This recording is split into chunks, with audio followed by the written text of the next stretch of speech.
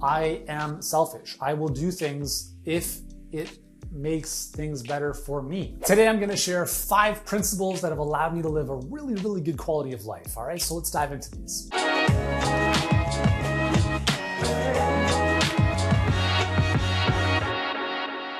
Hey guys, what's going on? Yuri, Elkaim, your founder and CEO of Healthpreneur. We help health professionals and coaches get more clients and scale online. And if you want to live an amazing life as opposed to one that sucks, if you want to have a sense of fulfillment and peace of mind, of flow and ease, even through all the challenges of business, because I'm not saying this is easy. When I say this, I mean life and business and doing great things. It's not easy, it's hard. But you know what? I love it. And I hope you do as well, because if you relish the challenges, then you don't get burnt out. I think, people get burnt out when they're doing stuff they hate. But when you look at business or what it is you're doing as something that you enjoy, the challenge, the growth, the learning, the mistakes and the failures is all part of the journey, then it becomes a whole lot easier. And again, by easy, I mean just more enjoyable, okay? So I want to share 5 principles that have helped me live what I would consider for myself a really enjoyable life. And if they resonate with you, amazing, right? If they do, let me know in the comments. So first one is, how you do anything is how you do everything. I've got 4 young boys, and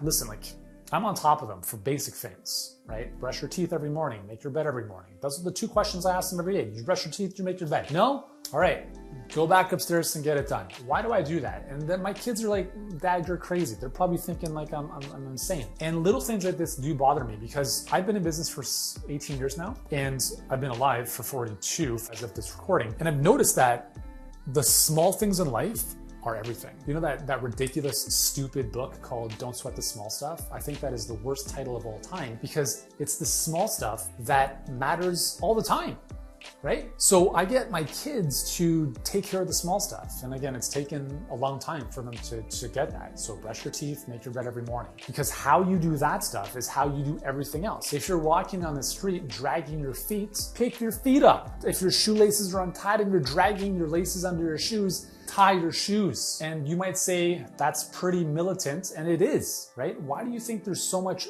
discipline in the military?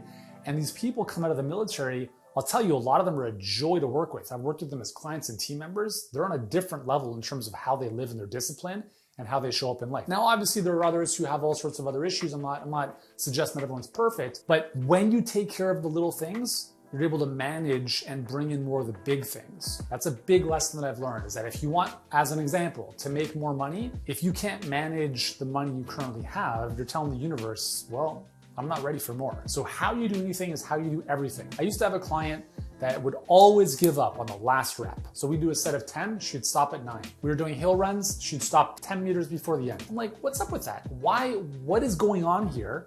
And more importantly, how is this showing up in your life? She was overweight.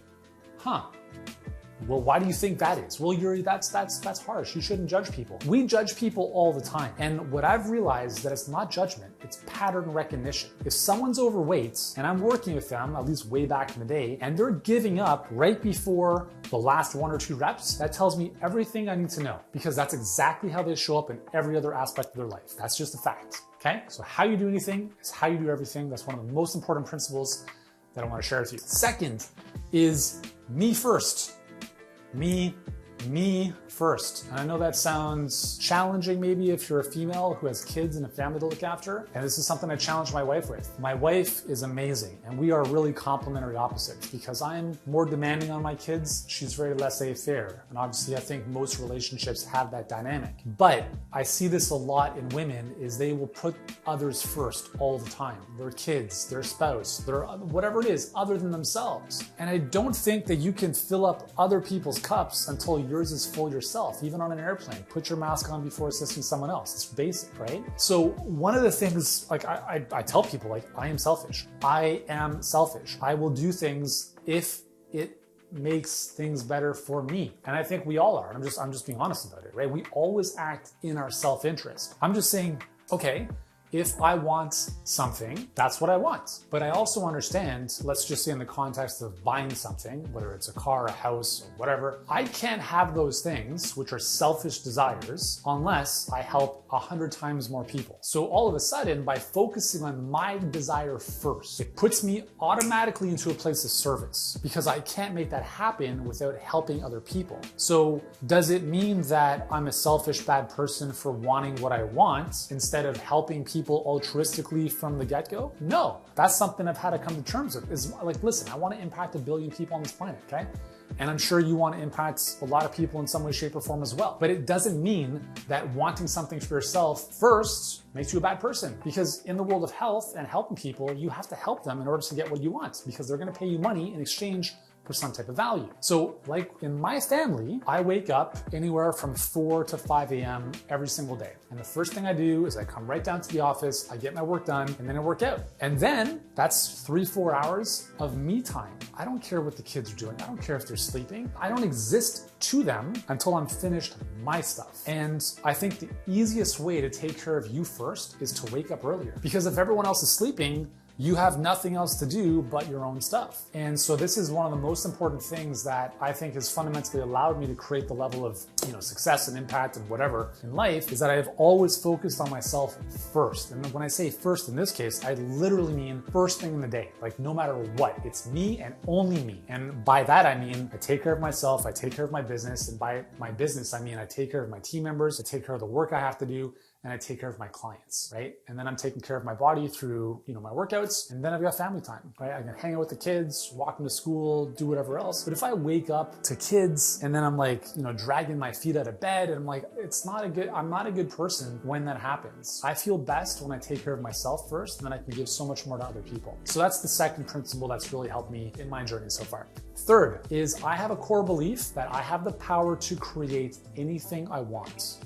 Anything. And I think when you look at anything, whether it's this house, airplanes, cars, they were all thoughts that became things. And I've been able to manifest things in my life to just such an amazing extent, and I'm sure you have as well. And if you have the belief that I have the power, like literally the power, like He-Man, I have the power. You have the power to create anything you want in life. And I was actually talking with my son last night, we were out for a walk, and I said, hey, there are 3 things that will help you achieve whatever it is you want in life. Because he was actually talking about how they were doing an exercise in class where they wrote themselves a letter from the future back to their current self, and he's talking about how he wanted to be a professional soccer player. I wonder where you got that from. Not that I push my kids in that direction. But anyways, I said there's 3 things. I call them the 3 C's: clarity, consistency, and conviction. When you're clear on what you want, and this is the key, when you are granularly, I can see it in my mind as if I own it clear, when you are consistent in that vision, and when you are convicted, certain that it's already here, not, oh man, I hope, I wish. It's already here. It's on its way. I'm just waiting for the order to be delivered. That's like when you have that level of conviction and belief, that's when stuff shows up in your life. Again, I'll just use you, like I've shared this before. If you've read my book, Mind Floss, which is back there, I talk about this in the book, right? The houses I've been able to buy, the cars. I understand all that stuff doesn't matter. It's bullshit, right? We all know that. But I friggin' enjoy it. I spend 95% of my time in my house. I want to live in a nice house. That doesn't just fall out of the ethers. Like that comes with a very clear intention of what it is I want and then going about making it happen. But again, that belief of I have the power to create anything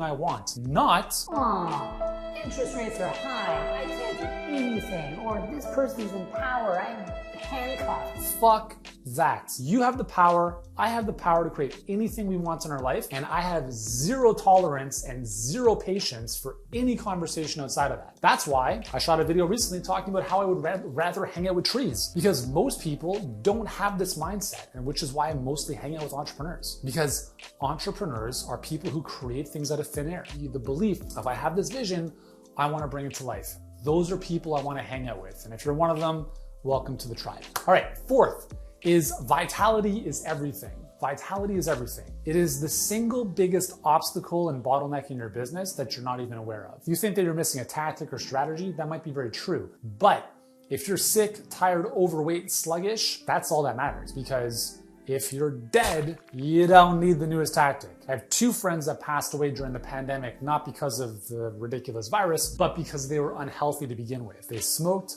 they drank, they were overweight, and they were just overworked. And then they were very susceptible to whatever they got, and they passed away. And it's very, very sad because they left behind them a family and a great business. And they were relatively young, right, in their mid-40s. And what's the point of doing any of this stuff if you don't take care of your health? So I'm very fortunate to work, obviously, in the health space, and I've been in the health space for 20 years, and I love working with health professionals because the work we do fundamentally changes people's lives. And you have to practice what it is you preach, and I'm sure you do. I'm very, very blessed to work with amazing clients who are amazing practitioners and coaches, and all of them, for the most part, are in really good health. And I think that's great, because if you're tired all the time, if you can't focus, if you lack energy, you're not gonna have the energy or the presence of mind to be with your family when they need you most. So vitality for me is everything. I mean, I wrote the book, The All Day Energy Diet. That was my first book that became a #2 New York Times bestseller. And it's still something I believe to this day is like, everything is energy, and energy is everything.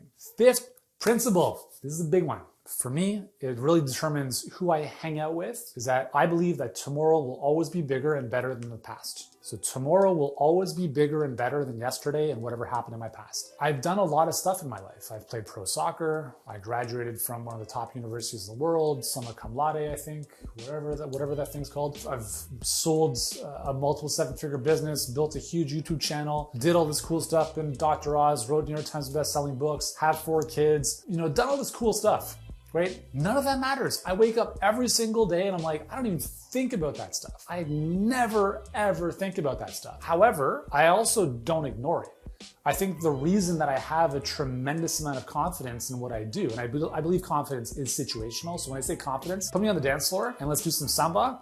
I'm not confident, okay? However, I have the experience and track record that's given me the confidence that I have to build great businesses. And I'm not the best of the best. I understand I'm nowhere near that, but I'm very good and I'm always getting better. But it definitely helps having those reference points. However, I don't wake up every day thinking like I'm entitled to people falling into my lap and everyone wanting to work with me. No way.